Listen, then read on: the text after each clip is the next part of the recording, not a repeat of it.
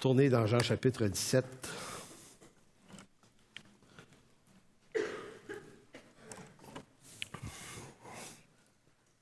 Toujours dans la série sur le corps de Christ 7. Ce texte-là est un magnifique texte, évidemment, dans le Nouveau Testament. Vous le connaissez sans doute, c'est la prière de Jésus. Et c'est une des prières de Jésus, mais pour moi, c'est une des plus fascinantes parce qu'elle exprime tout un tas d'affaires qui pourraient nous échapper extrêmement facilement. Donc, c'est pour eux que je te prie, ou que je prie. Je ne te prie pas pour le monde. Étrange. Juste ça, c'est étrange. Jésus qui affirme à son Père, je ne te prie pas pour le monde, mais pour ceux que tu m'as donnés, parce qu'ils sont à toi. Je ne commenterai pas ce texte-là, mais je trouve ça fascinant comme déclaration. Ça mérite d'être creusé, franchement. Non? Parce qu'on aime un Jésus pour tout le monde. Hein? On est dans une démocratie, l'égalité des chances pour tous. On est là-dedans, là, politiquement. C'est des grandes idées humaines très intéressantes. Et vous remarquerez comment Dieu a le don de ne pas obéir à nos fantasmes sociologiques. En tout cas, c'est un autre sujet. Donc, c'est pour eux que je te prie, ou que je prie. Je ne prie pas pour le monde, mais pour ceux que tu m'as donnés, parce qu'ils sont à toi. Et tout ce qui est à moi est à toi, et ce qui est à toi est à moi. Pas de chicane. Et je suis glorifié en eux. Je ne suis plus dans le monde, et ils sont dans le monde, et je vais à toi. Père Saint, garde en ton nom ceux que tu m'as donnés, afin qu'ils soient un comme nous. Lorsque j'étais avec eux dans le monde, je les gardais en ton nom. J'ai gardé ceux que tu m'as donnés, et aucun d'eux ne s'est perdu, sinon le fils de la perdition, afin que l'Écriture fût accomplie. Donc, pas d'improvisation. Tout est prévu. Et maintenant, je vais à toi, et je dis ces choses dans le monde afin qu'ils aient en eux ma joie parfaite. Je leur ai donné ta parole, et le monde les a haïs, mais parce qu'ils ne sont pas du monde, comme moi, je ne suis pas du monde. Je ne te prie pas de les ôter, et retenez cette expression-là, je vais y revenir un peu plus tard. Je ne te prie pas de les ôter du monde, mais de les préserver du mal. Poneros, mal ici, poneros. Ils ne sont pas du monde, comme moi je ne suis pas du monde. Sanctifie-les par ta vérité. Ta parole est la vérité. Et évidemment, la prière est plus longue que ça. J'en ai pris juste un bout. Mais c'est curieusement un texte qui dit exactement ce qu'est le corps de Christ. Ceux que Dieu s'est rachetés. Ceux que Dieu a sanctifiés lui-même par la vérité, par la parole. Donc, voici l'Église de Jésus-Christ. Ce sont des femmes et des hommes que le Père sanctifie par la vérité. Et cette sanctification-là s'opère non pas sans la parole, mais complètement avec la parole. Vous savez, ça vient défaire des idées. J'en lisais une dernièrement où quelqu'un expliquait comme ça que l'œuvre de Dieu, c'est de nous faire rencontrer le Père. C'est pas de s'intéresser à la théologie. L'idée, c'est qu'on rentre dans quelque chose de juste la passion d'une rencontre avec Dieu, puis c'est comme si la théologie, ça viendrait embourber ou embrouiller le rapport un peu plus charismatique avec Dieu. Or, c'est faux. Tout doit se tenir dans un tout courant. Dès qu'on décide d'enlever une pièce du puzzle qu'on aime moins, c'est certain qu'on va tomber dans des pièges. Donc, la semaine passée, pour faire suite, parce qu'on fait une série sur le corps de Christ, on est en train de dire que l'Église est lourdement influencée par les idées contemporaines de ce monde postmoderne. Elle est davantage influencée qu'elle est elle-même une influence. Donc, c'était l'idée que le monde est beaucoup plus efficace pour rejoindre les chrétiens et les gagner à leurs idées à ces idées, que l'Église le fait. Statistiquement, je rappelle, EFC disait que 80% des jeunes chrétiens finissent dans le monde. Donc, le monde est très efficace dans son évangélisation. Et l'Église l'est peu, elle, en tout cas en Occident. Statistiquement, en tout cas. Et une des raisons qui causent ce problème-là, une des raisons, il y en a sans doute plusieurs, mais je la dirais dans la phrase suivante, c'est plutôt que d'observer et comprendre le monde à la lumière de l'Écriture, les chrétiens de notre temps regardent l'Écriture à la lumière des valeurs de ce monde. Je vais le relire, je la trouve bonne. Plutôt que d'observer et comprendre ce monde à la lumière de l'Écriture, les chrétiens de notre temps regardent l'Écriture à la lumière des valeurs de ce monde. Ce n'est pas tous les chrétiens qui font ça nécessairement, c'est juste une tendance lourde, c'est une mode actuelle. Donc, le monde a énormément plus d'influence. Donc, ça explique pourquoi beaucoup de croyants abandonnent. Et ça explique pourquoi beaucoup de croyants qui n'abandonnent pas ont une espèce de foi sans aucune forme de vitalité, un peu perdus dans un tas d'idées, de la misère à émettre des opinions sur ce qui se passe dans la société civile. On a l'impression qu'on ne doit pas être là, que c'est le monde, donc on ne doit pas parler, puis on ne sait pas quelle opinion avoir parce qu'on se dit, quelque opinion que j'ai, il y a des gens qui ne seront pas d'accord, donc je sais aussi bien rien dire. Il y avait un jeune cette semaine que j'ai encouragé, un jeune croyant que je connais par Facebook, qui lui s'essaye, puis j'essaie toujours de l'encourager. Il ne lâche pas, continue. Tu sais, le gars, il essaye, puis il dit des affaires, puis il se fait planter par d'autres chrétiens. « Ah, on va se poser de parler de ça. » Je suis là, oui, continue de parler. Dis des choses. Un croyant, les chrétiens devraient avoir des opinions sur tout ce qui se passe. Mais à la lumière de l'Écriture. Sinon, votre opinion, c'est celle que les gens de ce monde ont. Fait que là, ça ne vaut pas la peine d'en donner une parce qu'elle est multipliée 1000 fois, cette opinion-là. Il y a déjà des milliers de personnes qui la disent. Ouais, il y a des gens qui disent, tu sens tes articles, un petit peu toujours à contre-courant. C'est là que c'est le fun. Je dis, si on dit la même affaire que tout le monde, je ne perdrais pas des heures à écrire ça. C'est plate à mourir. Mais c'est pas de trouver absolument des bébites, mais c'est tenter de faire voir qu'il y a des raisonnements qui fonctionnent pas. Puis vous savez, le monde, c'est le monde avec ses pensées, ses idées, ses idéologies. On peut pas accuser le monde d'être le monde et de pas avoir cette révélation de l'Écriture. Je disais à quelqu'un hier, j'avais un meeting du Forum des évangélistes hier, je avec un jeune, puis je lui disais, tu sais, l'homme sans Dieu est fondamentalement, il est voilé. Fait que moi, je ne perds pas mon temps à accuser les gens d'être voilés parce qu'ils ne se sont pas forcément voilés eux-mêmes. Si tu ne vois pas, si tu es aveugle, on peut te diriger vers celui qui redonne la vue, mais on ne peut pas t'accuser d'être aveugle.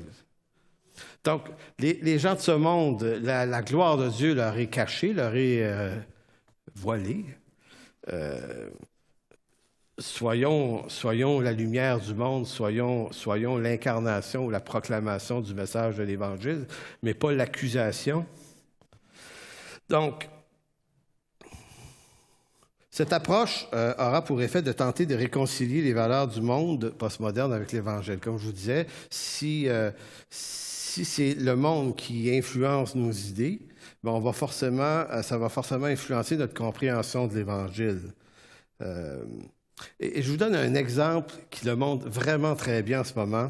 Si le monde non-croyant redoute actuellement le concept de pénitence, ça, c'est presque gênant de dire ce mot-là, péché, pénitence, perdition.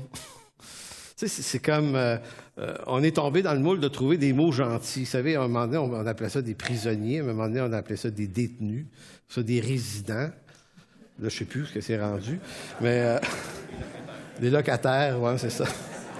Des pensionnaires, des bienfaisants, peut-être. Je ne sais pas, comprenez-vous, on est dans un monde qui redoute de dire les choses comme elles sont. Donc, on essaie de trouver un verbiage ultra sympathique pour rendre sympathique ce qui ne l'est pas. Bon, c'est peut-être de la diplomatie. Donc, le monde redoute la pénitence. Écoutez, dans nos systèmes juridiques, on le voit, là, un homme, un médecin, tue ses 2 enfants parce qu'il a pété une coche un soir, il n'était pas content parce que sa femme a fait des affaires pas correctes. Je tue mes enfants, coup de poignard.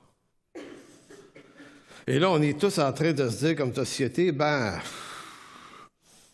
sûr, là. Peut-être pas coupable, là, vraiment.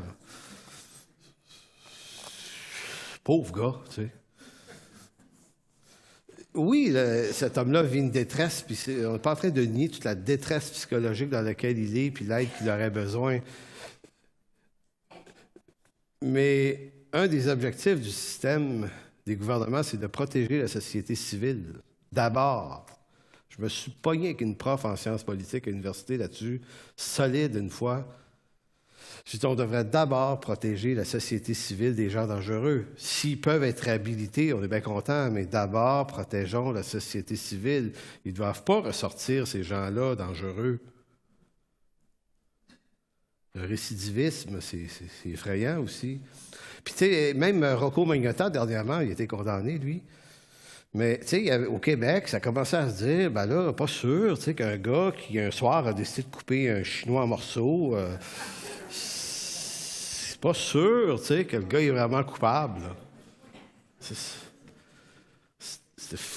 fascinant. C'était fascinant. Finalement, ils l'ont condamné. Tout le monde s'est dit, il me semble, ça a du bon sens.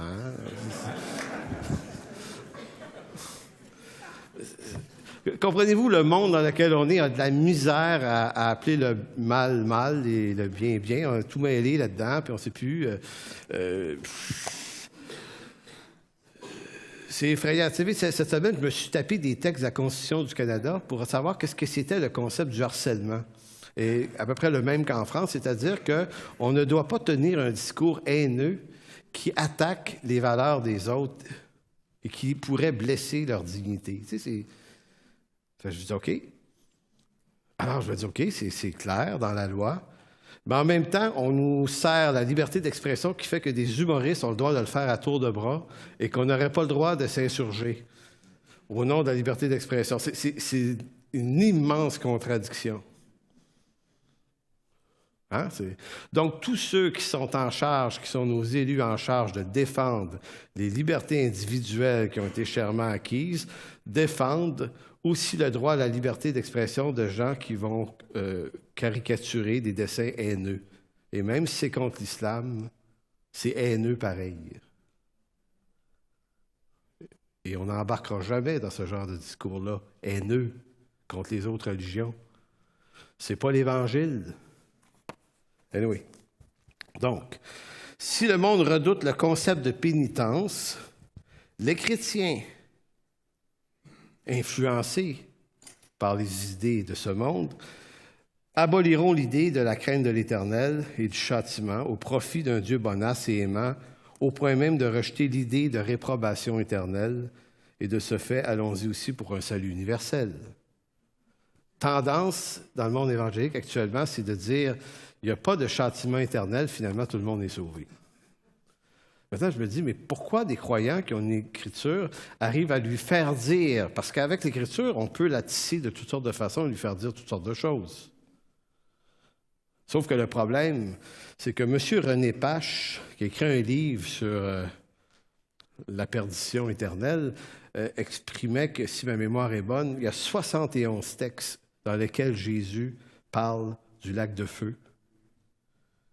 C'est quand même pas... Et il fait même, M. Pache, la statistique suivante, Jésus a parlé plus souvent de la réprobation éternelle que du salut éternel. Fascinant, non?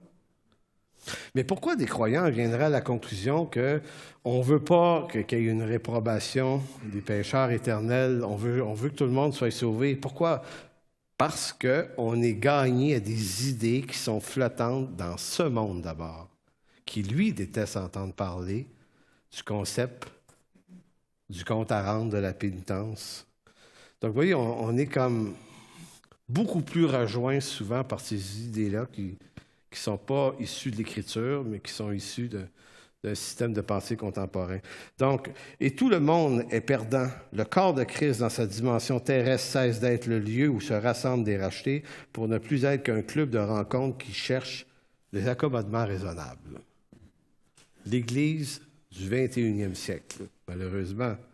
Et très, très différent du texte où Jésus, dans sa prière, dans Jean 17, montre tout le sérieux et le sacré de l'appel du Père qui amène à Christ les rachetés et qui sont sanctifiés par la vérité et non pas par les idées quelconques. Donc,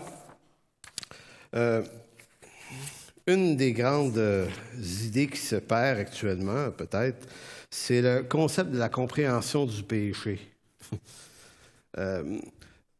Une des valeurs, vous savez, parce que peut-être que le monde évangélique est plus superficiel qu'on le pense. Chez les évangéliques, on est rempli d'un certain orgueil. En tout cas, si ce n'est pas vrai pour vous, ça l'est pour moi, je le sais. On est rempli de l'orgueil que nous, on maîtrise l'Écriture. C'est vrai de ceux qui la connaissent peu. Quand on était jeune croyant, on avait à peine fini de lire une fois la Bible qu'on savait tout. C'est vrai? Vous remarquerez, plus on se met à étudier en profondeur, plus on constate notre énorme ignorance. Et là, on se dit, je vais étudier plus pour savoir plus. Et là, tu étudies plus. Et qu'est-ce qui se produit quand tu étudies plus? Tu sais plus que tu es ignorant encore. C'est fascinant, mais il faut étudier, là, c'est parce qu'il faut la constater, notre ignorance, parce que ça rend sage de savoir qu'on ne sait pas.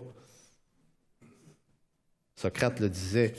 Donc, il y a un problème avec le péché. Bien, on a tous un problème avec le péché, ça, c'est en passant, mais si l'Église comprend mal ce qu'est le péché, ce qu'est le concept biblique du péché, l'Évangile qu'elle annoncera ne sera pas tout à fait le vrai message de l'Évangile. Vrai ou pas vrai? Si donc le péché est simplement un dérèglement moral, ce que les évangéliques comprennent du péché, superficiellement, pas tous.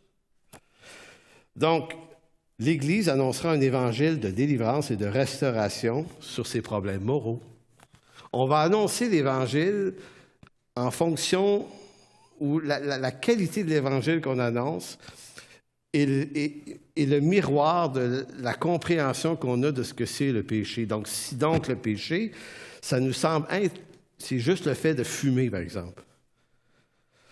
Il y a 30 ans, c'était fascinant, c'est que tu devenais chrétien et comment on reconnaissait que tu étais sauvé, c'est que tu avais arrêté de fumer et de sacrer. C'était vraiment les deux gros buzz. Bon, tu sais, il ne fallait pas que tu mentes. Le péché était relié à la question de la débauche, la sexualité, le mensonge, le vol, fumer, ne plus sacrer, puis peut-être même arrêter de roter. À la limite, c'était... Non, mais moi, là, j'entendais des messages des fois, j'étais là, boy, OK. Et j'avais un problème, puis j'encourage pas personne à fumer, j'encourage tout le monde à arrêter. On se détruit, franchement, hein, c'est vraiment pas bon pour la santé. Mais toujours est-il que mon problème, c'est que j'avais des non-fumeurs qui étaient complètement emmerdants spirituellement, mais complètement. Je voulais pas les utiliser, alors que j'avais 2-3 fumeurs dans l'Église qui étaient vraiment des gens très humbles. Je me disais, OK, attends une minute, comment je vais... Si c'est juste sur la base de péchés qui sont du domaine visible, si, pour moi, je me dis, quand ils seront délivrés de cette sorte de péchés moraux-là et visibles, là, ils vont devenir des chrétiens matures, parce qu'ils se sont donné un esthétisme, un visuel mature. Je vais faire la job avec eux autres après. Je me rendais compte que ceux qui atteignaient ce type de maturité-là devenaient des pharisiens très rapidement contre ceux qui fumaient. Donc là, on disait, il me semble que ça ne marche pas, notre système, il y a quelque chose.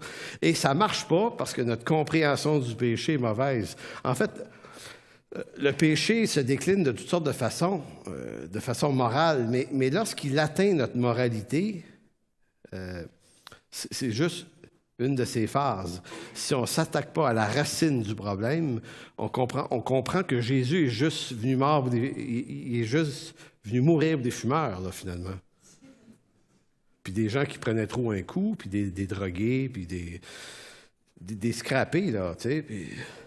Et ça venait affecter notre façon. Moi, je sais, là, j'annonçais l'Évangile à des gens. Quand je voyais des poquets, j'ai dit, toi, tu as besoin de l'Évangile. Et il y avait une femme où je travaillais qui s'appelait Rita. Gaétan, tu te souviens-tu de Rita? T'es-tu là, Gaétan? Gaétan Leduc, t'es où? Tu te souviens de Rita? Tu sais, madame super fine, gentille. Moi, je me disais, elle doit être sauvée, ben elle ne sait pas. Elle est trop fine. Tu sais, je ne voyais pas ses péchés, là, pas en tout. Là. Gentille, généreuse, elle nous cachait des tranches de bacon dans les chaudrons, tu te souviens-tu? Peut-être pour ça, je la trouvais fine. En tout cas, bref. Mais on travaillait ensemble dans une cuisine. Mais comprenez-vous, ma compréhension de l'Évangile, c'est que tu es un pécheur quand ça paraît. Et comprendre mal ce qu'est le péché, c'est aussi mal adresser l'Évangile qui en est la solution. Et lorsqu'on étudie l'Écriture, et je pense que ce qui nous a beaucoup aidé ici, c'était le cours d'éthique que Pasteur Jeff a donné en 1994. J'en ai parlé à des gens hier, ils veulent l'acheter. Gilles, tu vas avoir des commandes. Mais le cours éthique 1994, parce que qui a déjà écouté cette affaire-là? Tu sais, ça te scrape la vie chrétienne, simplement. Oui, vraiment, le vernis, il mange un coup. Là. Tu sais, c'est comme tu rentres là-dedans, c'est les autres qui sont les pharisiens. Au bout de 2 séances, 3 séances, c'est vraiment toi le pharisien. Là. Il ne reste plus rien. Puis le bien, le mal, il nous amène dans une dimension très intéressante. Et moi, ça m'a énormément aidé à comprendre c'est quoi le péché. Le péché est plus dangereux dans sa version bien que dans sa version mal. Les prostituées et les voleurs vont vous devancer dans le royaume de Dieu parce que quand tu es mal pris de même, tu le sais que tu as besoin de la grâce. Mais le problème du péché, c'est la version bonne du péché, et ça, c'est la version des pharisiens. C'est ceux qui réussissent spirituellement. Eux, dans Jean chapitre 8, lisez Jean chapitre 8, c'est riche d'enseignements. Jésus va les scraper à la mort, les pharisiens. Il va les traiter de sépulcres blanchis. Il va parler de leur père, le diable. Ça, il parle à du bon monde, là. Il ne parle pas à des pharisiens tels que le cinéma nous les rapporte. T'sais. Il leur donne un allure hypocrite. Là, tout respire l'hypocrisie. Mais c'est pas ça, le pharisien dans la Bible. C'est l'homme de bien. C'est la bonne personne qui veut vraiment servir Dieu, mais qui réussit tellement bien que ça produit en elle un mépris de ceux qui réussissent moins. Donc, version évangélique, fin du 20e siècle, les non-fumeurs qui ont réussi à arrêter de fumer écœurent les fumeurs qui n'ont pas réussi encore. Donc, ceux qui réussissent... Donc, comprenez-vous que la vie chrétienne, c'est loin d'être simple, c'est loin d'être juste une série de victoires en ligne versus une série de défaites. Peut-être que tes défaites t'ont amené à une situation, une condition d'humilité qui t'amène dans une compréhension du cœur de Dieu qui va être pas mal plus utile que toutes tes victoires. Donc, si on comprend mal le péché, on comprend mal l'Évangile. Le péché, dans Genèse chapitre 3, c'est pas juste la connaissance du mal, c'est pas l'entrée du mal dans le monde, c'est l'entrée du bien et du mal. Et le bien aussi. Donc, il y a dans le péché la version bien de l'homme qui veut réussir sans Dieu. Et c'est au nom de ce bien-là que toutes les guerres du monde et tous les massacres ont eu lieu. Il n'y a personne qui a déclenché des guerres furieuses en se disant qu'il le faisait au nom du mal. L'homme est pogné dans un concept du bien qui l'amène à justifier ces massacres assez facilement. Même chose, si vous avez envie de couper quelqu'un sur l'autoroute qui vous a coupé avant, puis vous avez envie de le voir rentrer dans le champ, c'est parce qu'il a fait quelque chose de mal et qu'il est venu heurter votre bien. Donc vous vous dites, ça serait bien qu'il paye pour. Donc, le péché, dans sa version, je pense, biblique, Le péché, c'est d'avoir enlevé Dieu sur le trône et de s'être mis soi-même sur le trône, en vue de notre réussite. Et c'est pourquoi je dis le monde actuellement, dans ses valeurs, est totalement dans ça. Ce monde a complètement mis Dieu dehors de toutes les valeurs, de tous les gouvernements, les lois, les traditions, les tribunaux. À tort ou à raison, c'est pas ça le point ici ce matin, mais l'idée, c'est que on est dans un monde géré par l'homme sans Dieu. Maintenant, ça ne fait pas des messes noires, ça. Parce qu'on a l'impression, hey, si c'est l'homme, puis c'est le malin derrière ça, l'homme sans Dieu va faire des excellentes choses aussi. Justes, bonnes, pour le bien du bien commun aussi. C'est juste que le problème, c'est que tout ça mène à rien. Nous, notre action est ailleurs. On ne cherche pas le bien comme le monde le cherche. On cherche le bien d'un point de vue de Dieu, et pour connaître ce bien-là, il faut passer par la mort et la résurrection. Il faut passer par un renouvellement d'intelligence. Il faut connaître Dieu autrement. Ce n'est pas du positivisme humaniste et des bonnes idées. C'est autre chose. Donc, je vous disais la semaine passée, puis permettez-moi de revenir là-dessus. Je sais que c'est de la répétition, mais si le monde actuellement, dans ses valeurs, ayant mis Dieu dehors et ayant dépassé les espoirs du monde moderne qui présentait un monde en devenir meilleur, qui s'améliorait par le progrès et la science, et que tout ça a un peu échoué, chez les lucides du monde postmoderne, ben, c'est qu'on n'y croit plus. Donc, on ne croit plus au passé, on ne croit plus à l'avenir, on croit au maintenant. Donc, le monde moderne, c'est le monde, j'utilise souvent le mot, c'est le monde de l'immédiateté. Le monde du maintenant, je jouis maintenant, c'est mon bonheur d'abord, c'est le monde de mes besoins, mes défis, mes réussites. Donc, c'est le monde, c'est moi. Chaque personne en Occident est une aventure en lui-même qui doit faire ses réussites, quitte à piler sur les autres, c'est pas trop grave. C'est mon bonheur à toi, c'est ton bonheur fait, rencontre tes rêves. C'est pas nous, c'est c'est moi, c'est moi. Malheureusement, l'Église se reconnaît de plus en plus dans ces mêmes sortes de valeurs. C'est parce que dans l'Église, c'est mon appel, mon ministère, mes besoins, mes défis, mes victoires, mes réussites, puis rajouter tout le reste. On a créé une version chrétienne de la version humaniste, athée, postmoderne aussi. C'est pour ça que je vous dis, on est imbibé.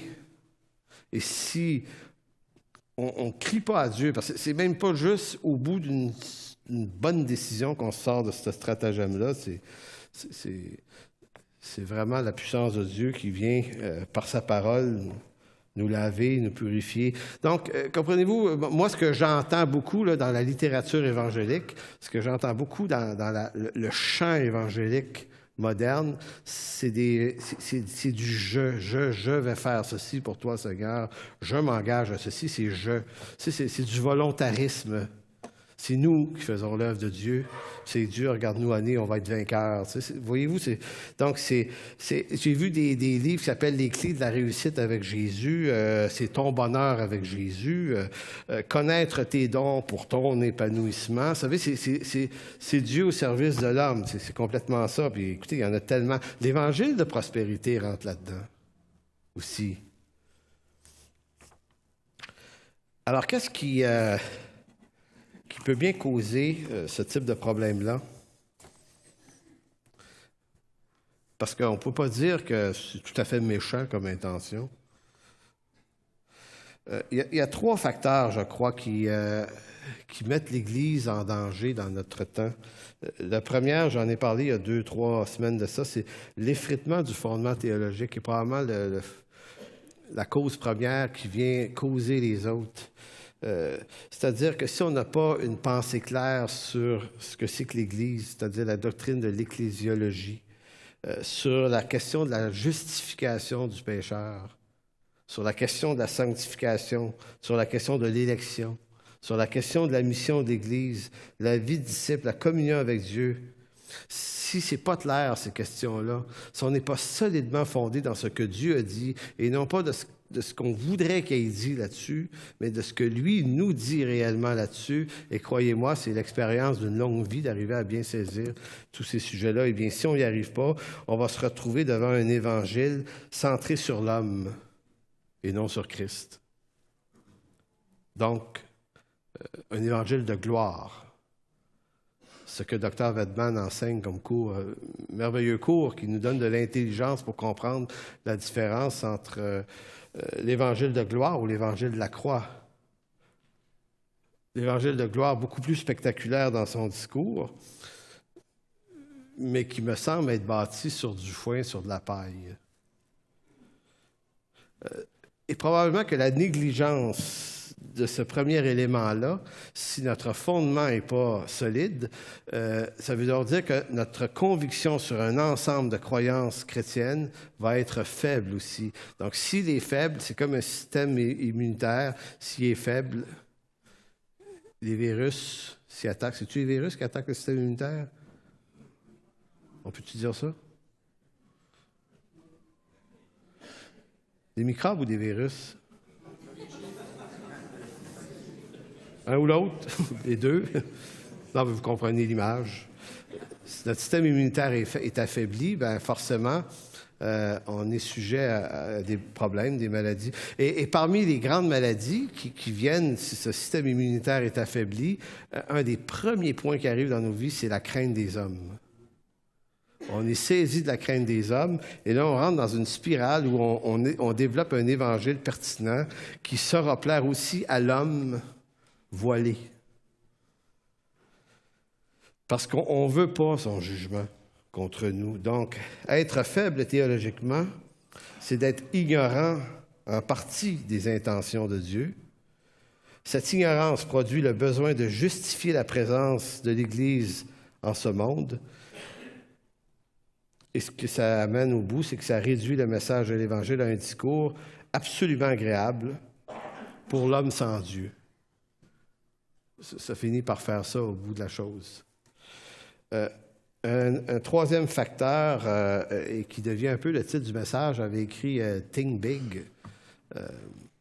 Évidemment, on pensait à Elvis Gratton dans cette inspiration. Le Think Big américain. L'Église d'aujourd'hui, si elle est théologiquement faible, puis qu'elle entre dans la crainte des hommes et dans les systèmes de pensée, ce que Paul appelle dans Éphésiens 4, là, tous les systèmes de pensée de ce monde qui viennent traverser l'Église, bien, on va créer une Église qui est à l'image du rêve américain. Les influences de l'Église ou les influences de ses idées sur l'Église, ça fait de l'Église une institution utilitaire. Donc, vous savez,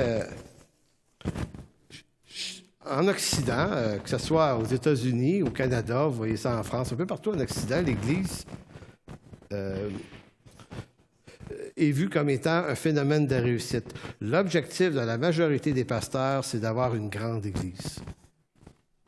Vrai ou faux? C'est ça. Rêve américain. C'est des grosses affaires. Tu sais, les Américains ouvrent une compagnie de voitures, ils ne veulent pas en vendre quelques-unes, ils veulent en vendre sur la planète au complet. C'est ça la réussite.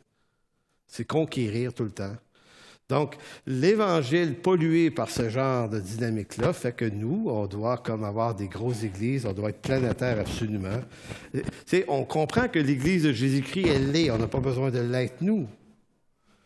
Mais la séduction nous amène à penser que nous, comme mouvement, comme Église, nous, dans notre version évangélique, il faut qu'on le soit aussi. Donc, vous avez des milliers de couches évangéliques sur la planète. Tout le monde veut avoir des ministères internationaux avec son nom. On avait proposé ça un jour à Pasteur Jeff. Jeff Lorrain Ministry. C'est le fun parce qu'il a failli nous étamper. Non, mais comprenez-vous la tentation que c'est ton nom devient l'incarnation de... C'est vrai. On est déjà connu comme ça. Oui. On est des Jeffis équilibristes, c'est pas pareil. Donc, c'est l'Église à la conquête du monde pour Jésus. Il y a la marchandisation de Jésus. On fait toutes sortes d'affaires avec Jésus, là. Tu sais, c'est une mise en marché. On l'a en version rap, disco, rock, heavy metal, pour n'importe quoi, là. C'est la marche, c'est le rêve américain, ça. Écoutez, là, c'est ça que c'est. Église show business, show de boucan. On remet des Emmy Awards là, pour les chanteurs chrétiens maintenant au Canada, anglais et aux États-Unis. C'est le jet set, là. C'est la même affaire. C'est comme le rêve américain et toutes ces idées occidentales, postmodernes, envahissent l'Église. Fait que c'est le think big. On est dans ça. Fait que quand tu penses gros, tu ne penses pas racines, profondeur nécessairement. Tu penses à ce qui sort de la terre, qui est visible. Je veux terminer sur un texte dans Hébreux, chapitre 11.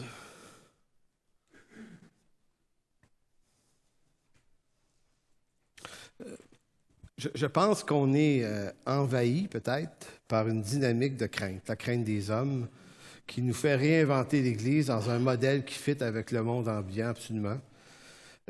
N'étant pas en mesure de faire face aux accusations et craignant la colère du roi, les chrétiens du troisième millénaire cherchent, dans les rapports humains sympathiques, une solution à leur piètre performance en évangélisation. Je voulais simplement qu'on lit ce texte de Moïse pour se rappeler d'une seule chose, vraiment simple, là. C'est que on annonce l'Évangile, on proclame le message, mais il y en a un seul qui peut ouvrir les yeux et enlever le voile sur les pécheurs, c'est Dieu. Ce qui nous rend la tâche immensément compliquée parce qu'on n'a pas enlevé le voile. Et si Dieu n'enlève pas le voile, vous avez beau vous trouver tous les discours intéressants et pertinents que le voile va rester là, puis la personne ne verra pas la splendeur de l'Évangile. Et Moïse, c'est intéressant, Moïse l'avait compris, je pense. Verset 24, il va dire, « C'est par la foi que Moïse, devenu grand, refusa d'être appelé fils de la fille de Pharaon, aimant mieux être maltraité avec le peuple de Dieu que d'avoir pour un temps la jouissance du péché, regardant l'opprobre de Christ comme une richesse plus grande que les trésors de l'Égypte, car il avait les yeux fixés sur la rémunération. C'est par la foi qu'il quitta l'Égypte sans être effrayé par la colère du roi. Car il se montra ferme comme voyant celui qui est invisible. » En conclusion de quoi, peut-être que nos regards sont tellement tournés vers ce qui est visible qu'on en oublie l'autorité de celui qui est invisible. Fait que merci, Père, de bénir ta parole aujourd'hui. Encore une fois, Seigneur, c'est avec humilité, avec crainte qu'on s'avance devant toi pour te demander de bénir, Seigneur. Mais on ne veut pas être béni d'abondantes choses inutiles, Seigneur. On veut être béni de ce que toi t'as à donner. Et peut-être que, Seigneur, dans nos vies, pour chacun de nous, c'est différent. Peut-être que pour certains, c'est une réprimande que tu voudrais nous donner. Seigneur, peut-être que pour d'autres, c'est une repentance. Peut-être que pour d'autres, c'est de l'encouragement. Bref, Seigneur, peu importe ce que tu voudrais nous donner et de quelle façon tu voudrais nous bénir, tout ce que tu fais, Seigneur, tout don parfait qui vient d'en haut, vient de toi, du Père des Lumières, Seigneur, et on veut ce que tu veux pour nos vies. Et Seigneur, la plus grande richesse que tu peux nous donner, c'est celle de nous rendre aveugles aux richesses de cette vie, aux richesses de l'Égypte, et de contempler ton opprobre comme une richesse plus grande encore. Merci, mon Dieu. Amen.